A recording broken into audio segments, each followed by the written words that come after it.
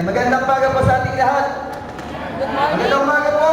Good morning. Ayan, tuloy nga po, napakabuti ng Panginoon at tayo po muli ay nagkita-kita. Naalala ko po nung muling tumayo po at ako rito ay buwan din po ng Pebrero, no? At yun po ay yung po couples fellowship. Okay.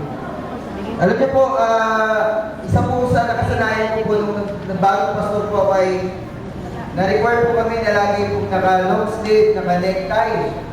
Pero tumating po sa panahon na sabi ko, parang hindi akma sa mga Pilipini na kagano'n, ano? Kasi sa init ng panahon, no?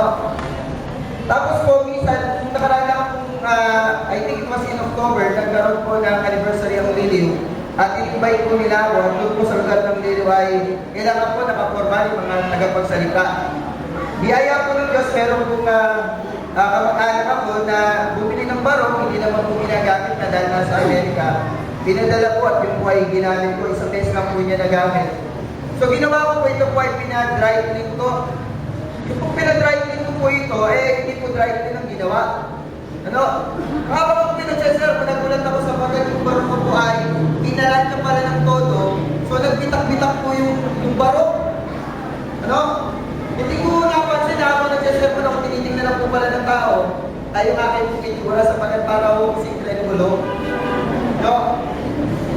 Tapos po ay sabi ko, ano kaya ang susuotin ko sa Central pag pumunta ako roon? Meron po kaming kaibigan na galing po ng ibang bansa, ang niregalo ko sa akin ay itong Amerikana po na ito. Una ko po itong sinuot kung magkasama kami ng kasal ni Pastor Ed sa Muson. Sabi sa akin, Pastor Ed, Pastor, yung church nyo naka-aircon na, bakit hindi ka nag-Amerikana? Meron ka ba dyan? Sabi ko, Pastor, meron po. O sige, total naka-Amerikana ako, mag-Amerikana ka. At nabalitaan ko po, ang lecture po natin sa Central ay magkakaroon na po ng aircon. Amen? Amen. Amen po ba? Amen. So ngayon po, pinapractice ko na kung gano'ng kalamig yung aircon ninyo. Kaya alam mo, init ang Ayan, Teo. Kaya ako nag-Amerikana, ang purpose po talaga nito ay pangpataas daw po ng love team. Biro lang. Kasi gusto ko lang pong panindigan yung na-post ko sa Facebook yung nakaraan na hindi po lahat ng pogi ay nag-a-artista. Marami po sa amin nagpapastor po. Amen po ba, Rod? Ayan, yung po sumisigaw mga nag-a-artista. Okay, sabi po doon sa tema po natin is go and tell. Sabi ko nga po, go and tell. Ayan, go and tell. Ito pong tema po natin ay hindi po bagong tema. Ito po ay tema noon pa po, panahon pa ng Panginoon. Ito po ay iniatas na sa mga alagad. No, ito po ay matatagpuan natin sa Matthew chapter 28. Okay, kung meron po kayong mga Biblia, inaanyahan po kayo ng pagbukas. Okay, sa aklat po ng Mateo 28, talatang 1 hanggang 10. Yan, sumigaw lang po ng malakas kung nandoon na po. Mateo 28, talatang 1 hanggang 10. Okay. Huwag po kayong tumingin sa Bible ng may Bible. Kaya kayo tagal-tagal na natin, iiwan nyo sa tayo. Ito, good news. Meron tayo sa harap. Pinagyan ko na po. Ayan, pwede po natin sundan yung pagbasa. Makaraan ng araw ng pamamahinga sa pupukong diway-way na po ng araw sa linggo. Lumakad si Maria Magdalena at isa pang Maria upang tingnan ng bibingan ni Jesus. Biglang lumindot ng malakas, bumaba mula sa langit ng isang anghel ng Panginoon, ikinulong ang bato na natakip sa libingan at pupos sa ibabaw niyon. Ang kanyang babae nakasilaw, nakaparang itlap at puting-puti ang kanyang damit. Nanginig sa takot ang mga bantay nang makita ang anghel at sila'y nabuwal na parang mga patay. Ngunit sinabi ng anghel sa mga babae, huwag kayong matakot. Alam kong inaanap ni Jesus na ipinako sa krus. Wala na siya rito sapagkat siya'y muling nabuhay, gaya ng kanyang sinabi. Halika kayo, tingnan niyo ang pinagtibingan sa kanya. Magmadali kayo at ibalita sa kanyang mga alagad na siya'y muling nabuhay at papunta na siya sa Galilea. Makikita niyo siya roon. Kaya ang balita ka dito sa inyo. Verse 8. At dali-dali nga silang umalis sa libingan na may magkatakot at galak at patakbong pumunta sa mga alagad upang ibalita ang nangyari. Ngunit sinalunod sila ni Jesus at sinabi, "Magalak kayo." Lumapit sila sa kanya. Inawakan ang kanyang mga paa at sinamba siya. Sinabi sa kanila ni Jesus, "Huwag kayong matakot, magmadali kayo sa na pumunta sila sa Galilea at makikita nila ako. Pagpalain po tayo ng pagkabasa ng salita ng Diyos tayo pinala. Pagkat maraming salamat po sa iyong mga salita na aming po pagsasalusaluan, aming po pag-aaralan, dalangin po namin, Panginoon, na makita po namin ang kagandahan, Panginoon, ng iyong mga aral, upang ito po'y magamit po namin sa buhay, sa araw-araw.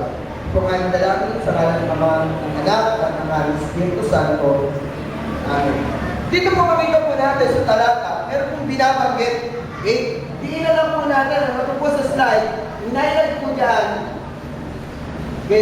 yung pong verse 7, sabi po roon ay, magmadali kayo, at ibalita sa kanyang mahalagang na sila'y muling nabuhay. Sa verse 8, ang response po nila, dahil ang utos ay magmadali, ang response din po nila ay ganun din. Sila po ay ano? Nagpakabagal. Hindi.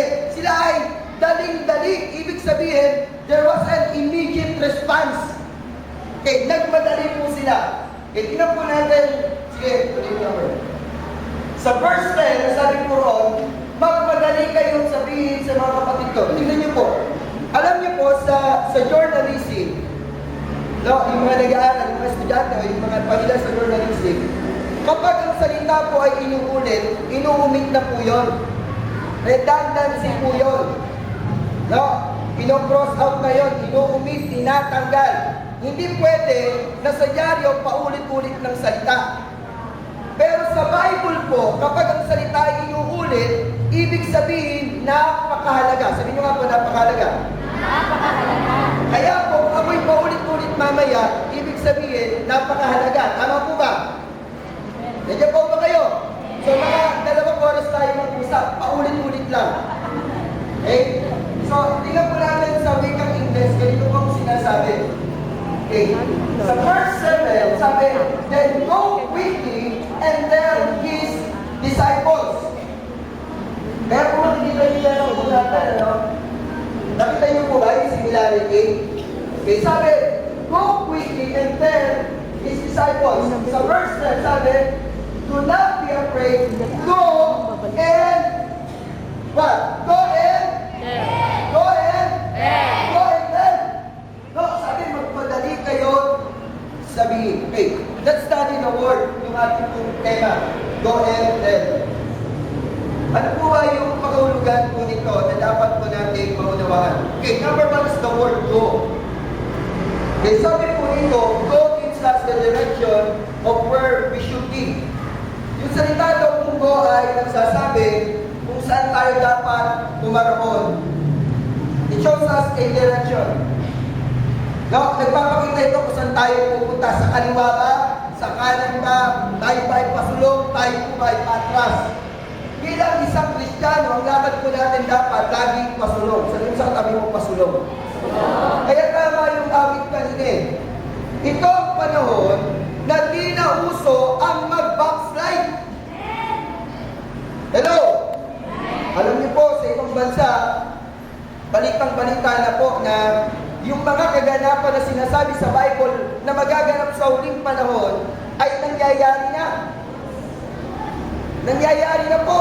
Yung pong mga microchip na nilalagay po sa kamay, no, na kayo ay bibili sa department store, hindi nyo na po kailangan ng ATM card. Kung kamay nyo lang, i-scanning po yun. Nandun na po yung bank account nyo. Nandun na po yung pangalan ninyo.